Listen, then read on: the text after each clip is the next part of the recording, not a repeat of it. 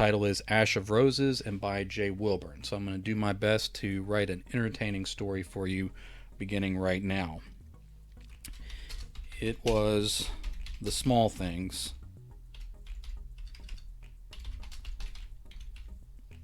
that told Reba Cantor that she was in the right place.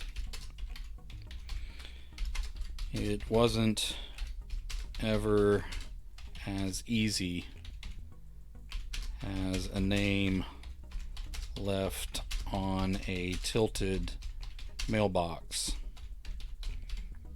or convenient. Let me see if the computer will spell that for me. It will. Thank you, modern technology.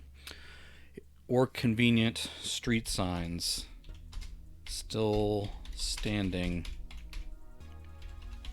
just where she needed them.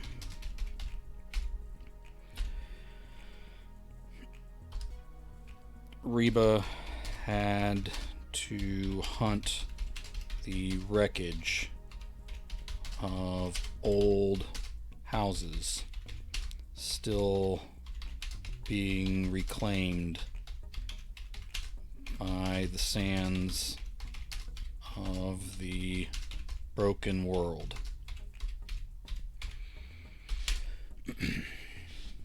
Here, she found a doorknob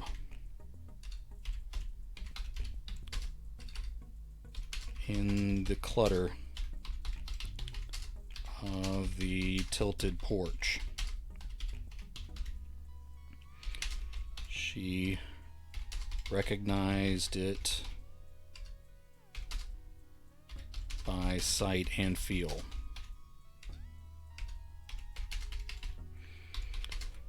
No pictures from the walls remained for positive IDs, but the spindle from the missing railing was a match to her memories.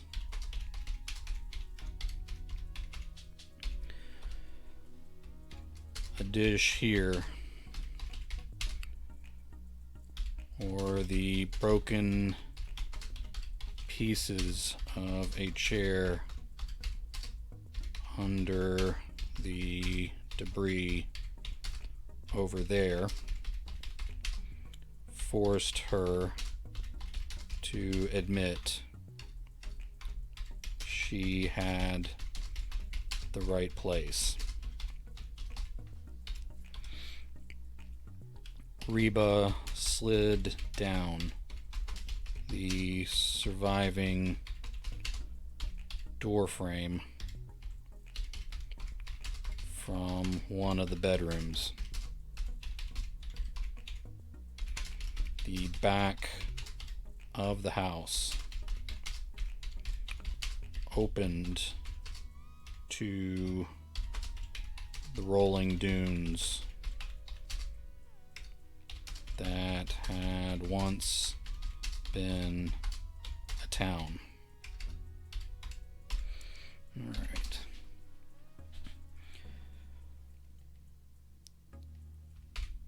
Shielded from that sand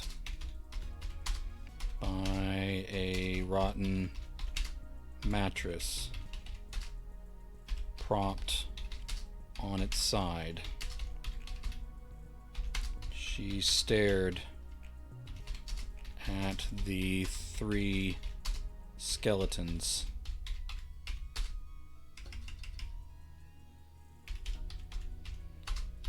of black bones embracing one another in dry death. Two big, one small,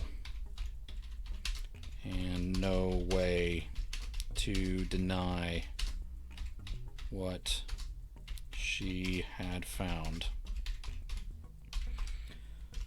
The sun moved more than she did for a few hours. Finally, she put it off no longer. Okay. Reba crawled forward and investigated the open tomb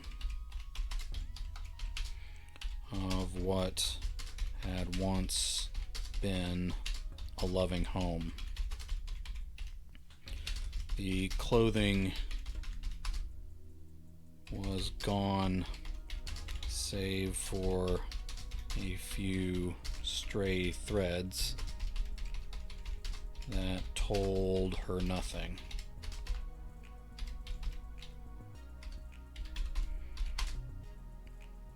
The bones groaned and screeched as she pulled them away from each other, as if to torment her with no remaining doubt. She found her daughter's locket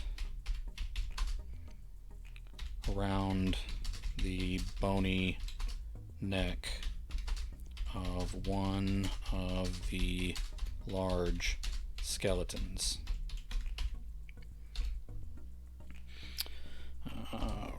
Okay, this will probably be the same paragraph, and I need to spell skeletons correctly.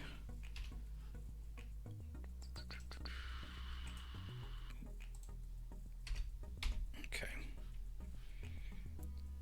Moving along here. Reba snapped the chain and ran her finger over the golden heart. No denying it.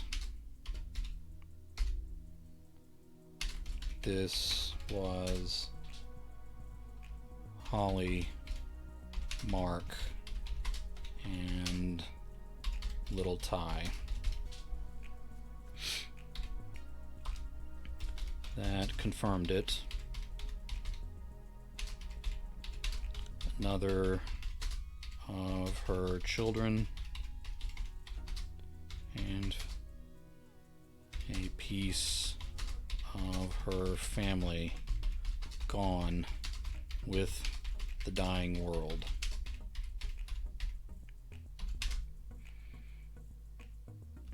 The fact that they were holding each other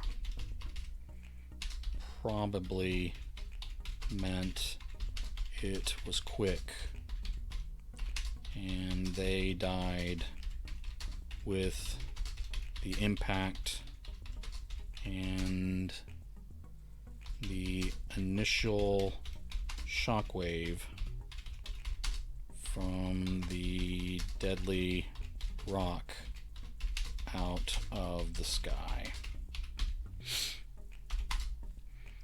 Reba did not draw as much comfort from that fact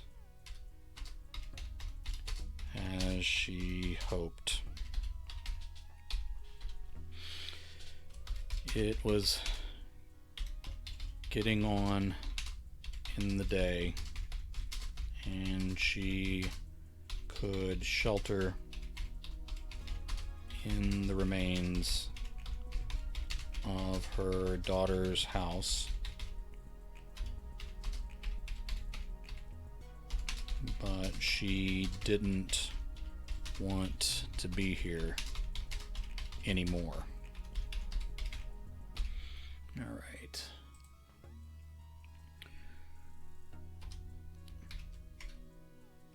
Reba covered her head and face again in sky blue cloth.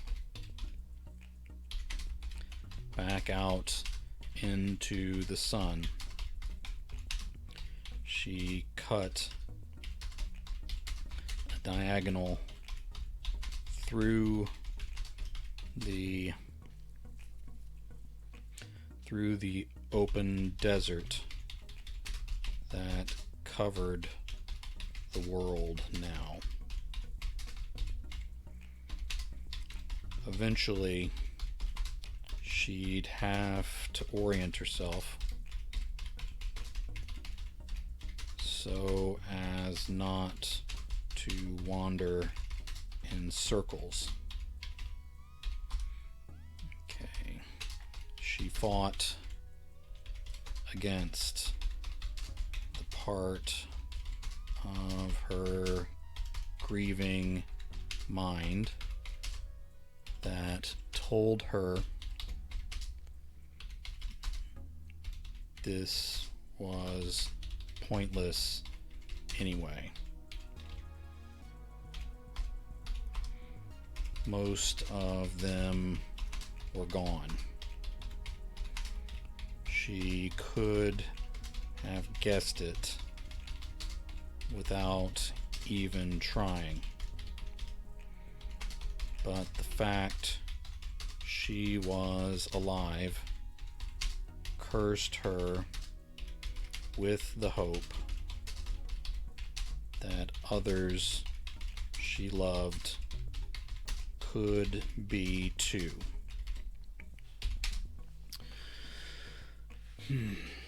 No matter how many she confirmed were gone, she still hoped that maybe, just maybe,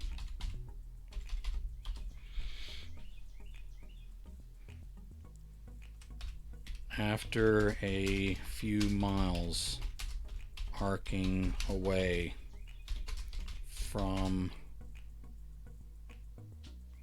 Holly's house, the sun cut low and bright despite the dust hanging over the world. Sometimes Reba wondered if that dust actually made the sunsets more vivid. Maybe it was the end of everything people put into the atmosphere, from light to pollutants.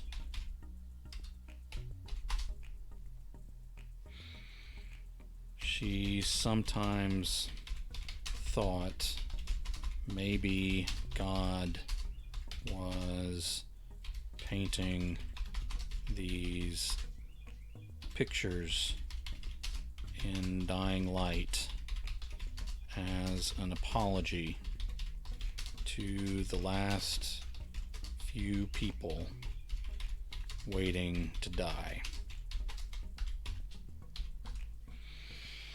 She had one more place. She had one more place she could check. It was the longest of long shots. So she had saved it for last. She was sure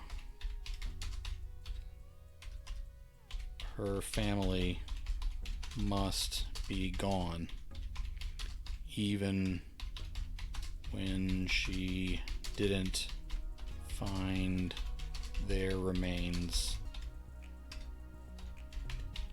as clearly as with Holly and Ty. But maybe, just maybe,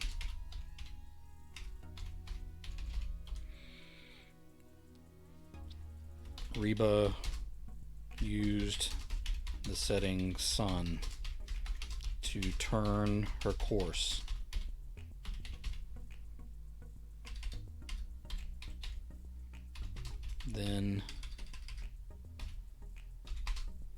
Then she used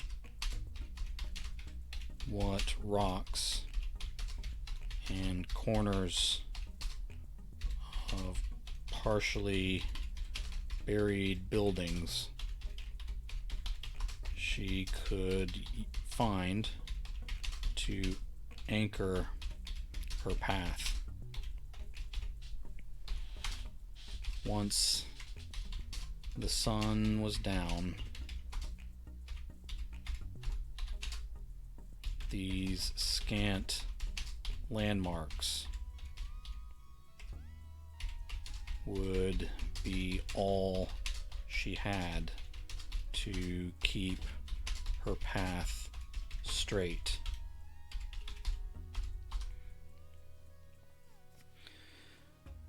Before the last of her light, before the last, let's say, of the light, before the last of the light stopped painting the peaks, let's say temporary peaks of sand, a group of travelers going mostly northeast came into view. They were dark shapes with shadows many times longer than themselves across the sand.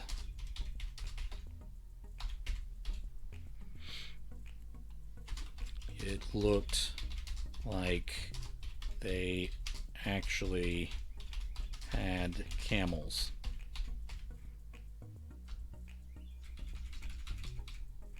This probably needs to be a new paragraph here. Alright, it looked like they actually had camels. The only camels around here before the asteroid hit would have been in zoos and other such places. If this party managed to recover camels, maybe the human race would manage to hold on a while longer. If the desert never ended, though, that was a small hope indeed. Reba operated on small hopes, though. Alright, let me fix a typo there. Reba operated on small hopes, though. Alright. So here we go. She sat down and crossed her legs as she waited for them to depart from her sight. No reason to believe they were hostile, but no reason to trust them. She was determined, but not yet desperate. And she did not want to be among people. Good, evil, or indifferent.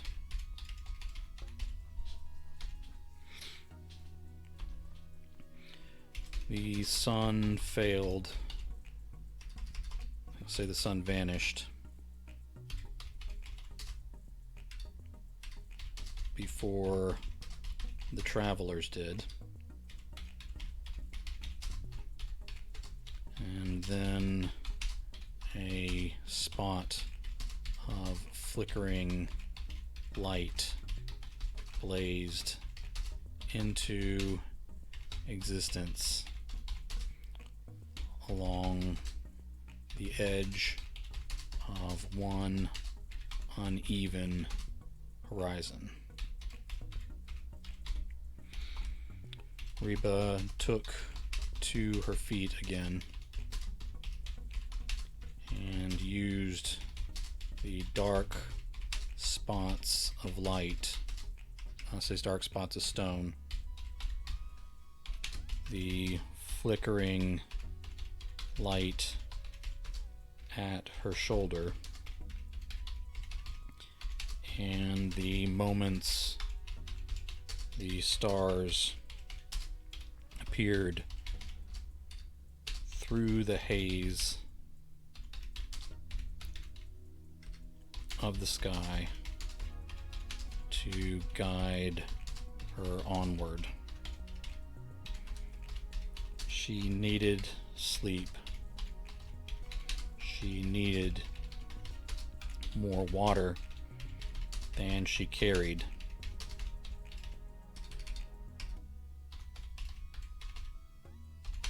But she needed, let me put an and here, and she needed more water than she carried. I'll take out the comma then. Getting into some micromanagement of the sentences here. She needed sleep and she needed more water than she carried, but she needed closure. So she walked through the night and back into the morning sun in her face.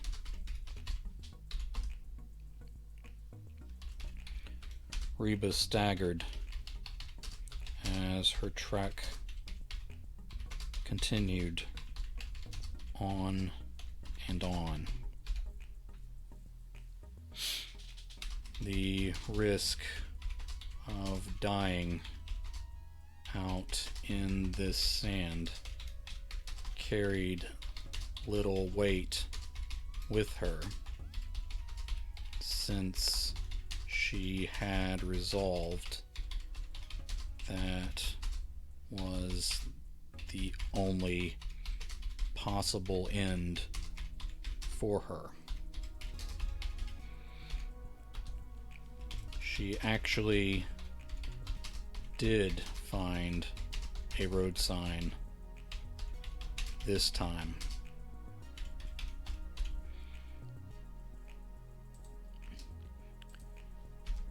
It was wooden and sandblasted, nearly smooth.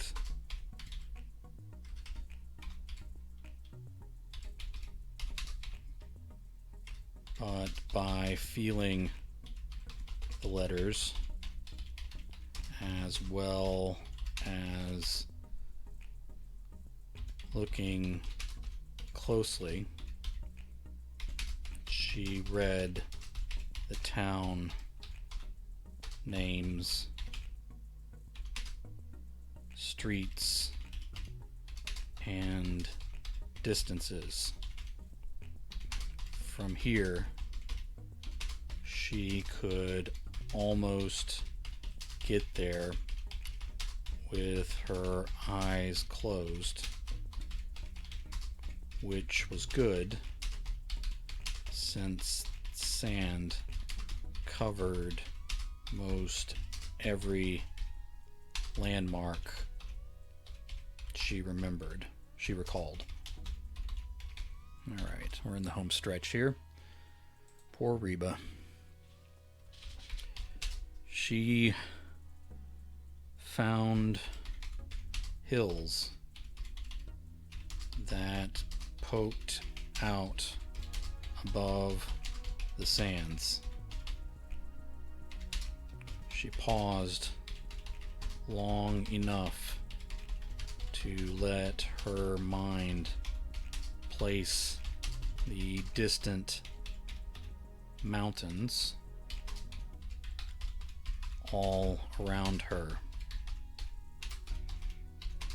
She could almost see and smell the trees from this place before the destruction.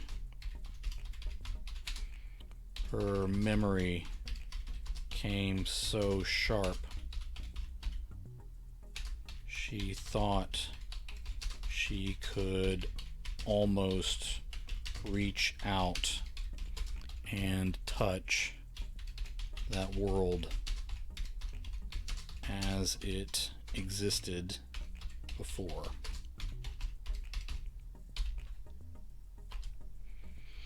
Reba hiked out the trails and the last few turns.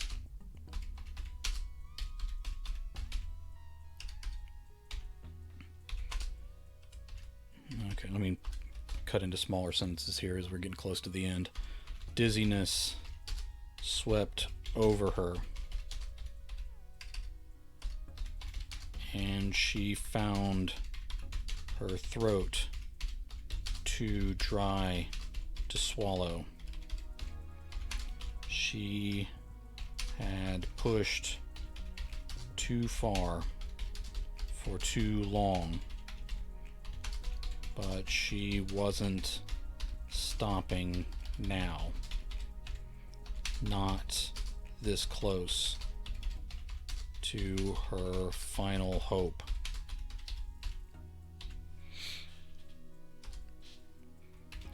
She wavered on her feet as she knew she had to be close. Light and color dazzled her vision, and her thoughts floated without connecting to each other the way she needed.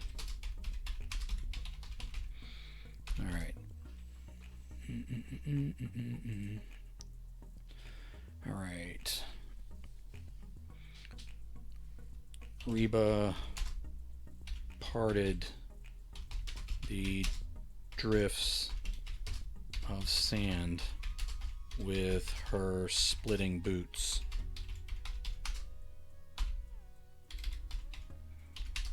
She found something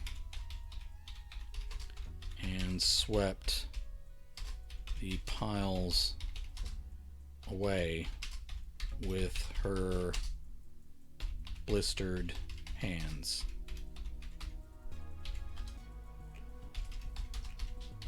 The rocks, and then the pieces of the mailbox revealed themselves.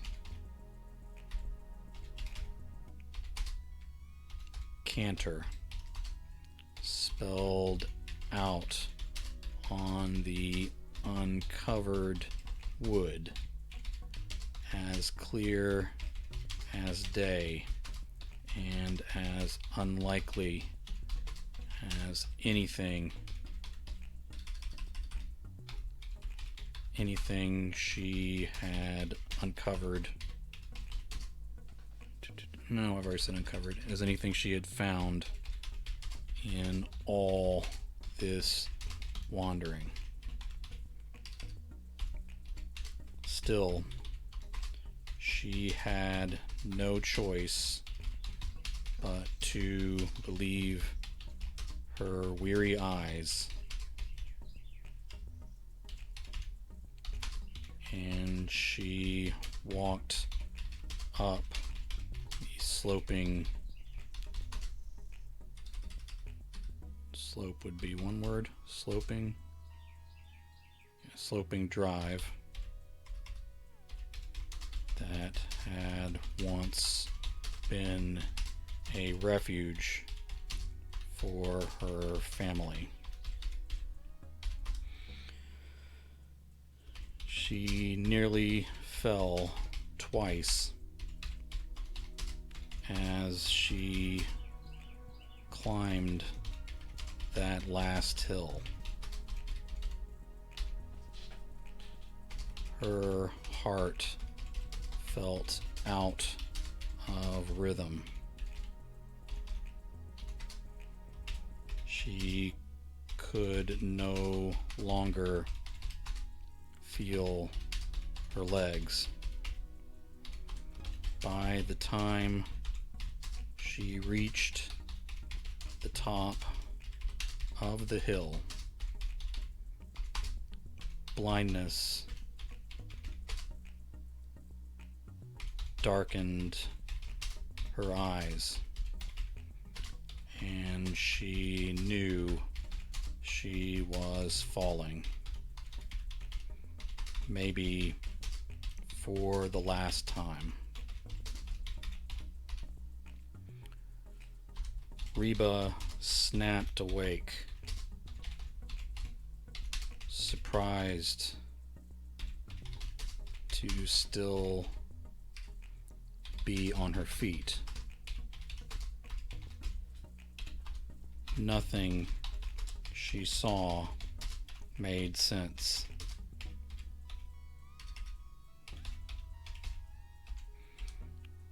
Okay, hold on. We're in the home stretch here. She turned to see endless desert and lifeless miles behind her. For a moment, she was confused by the lack of tracks, but decided the wind must have covered them. Turning forward,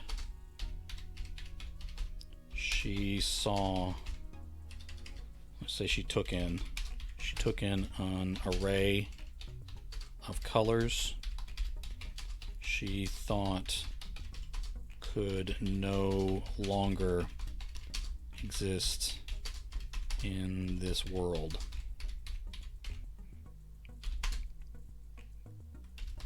Green grasses topped with yellow waved in the mild breeze.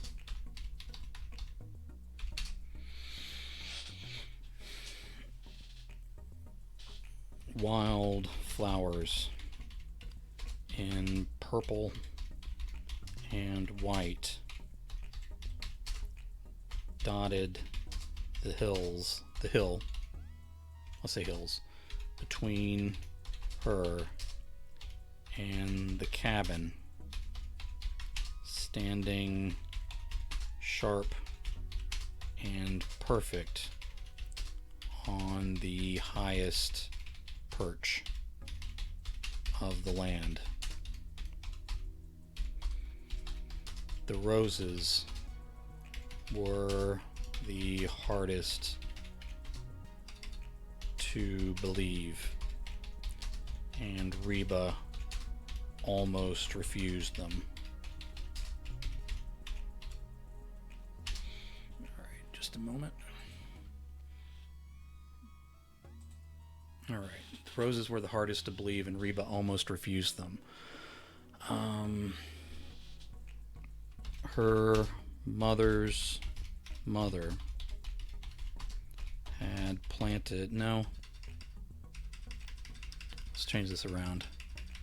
Her husband's... Her late husband's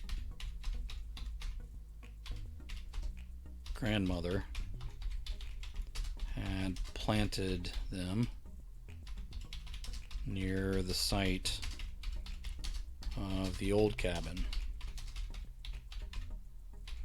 They had been transplanted up here and were almost lost, save for much expense and care. Now she stared across a field of oxblood colored roses that trailed into infinity in at least two directions she could see.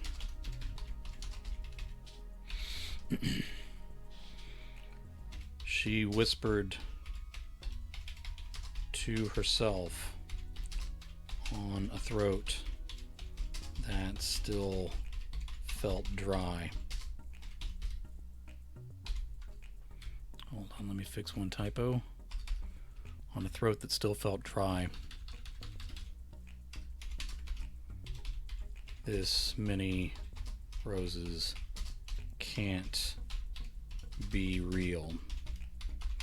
This has to be...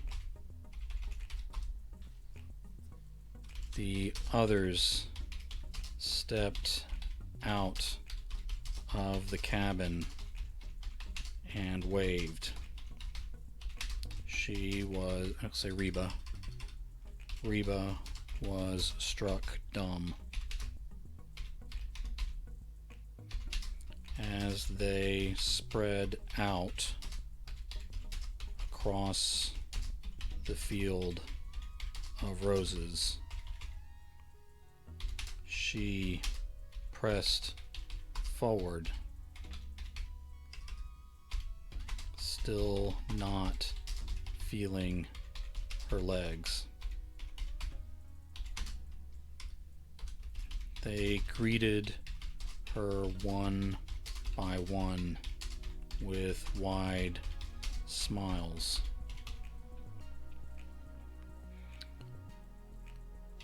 Sandy, Cindy, Deborah,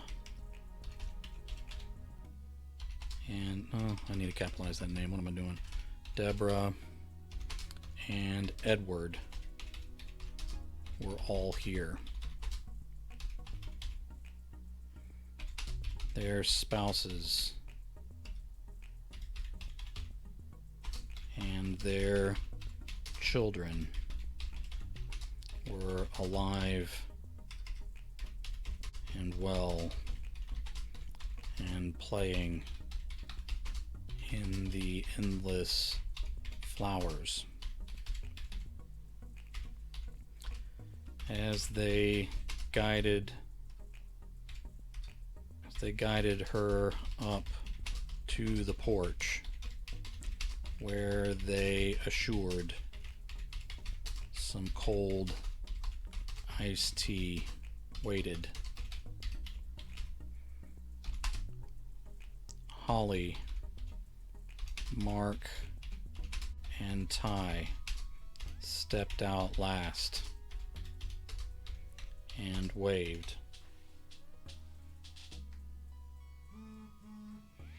Alright, someone's sending me messages. Holly, Mark, and Ty stepped out last and waved. They held little Ty between them, and Holly's pendant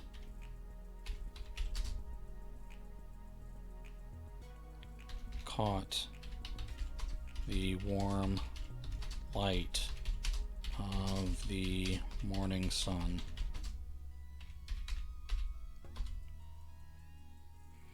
Reba frowned and reached for her pocket. But then her husband was there and took her hand before she could.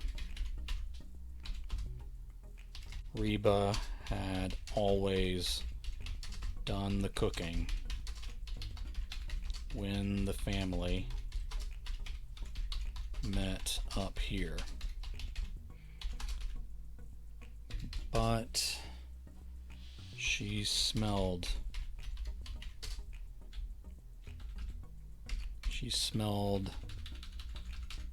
the maddening aroma of a meal, say of a savory meal. Say the maddening savory aroma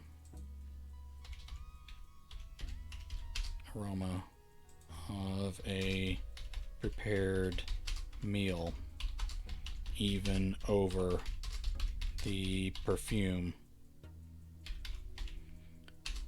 of the ox blood roses.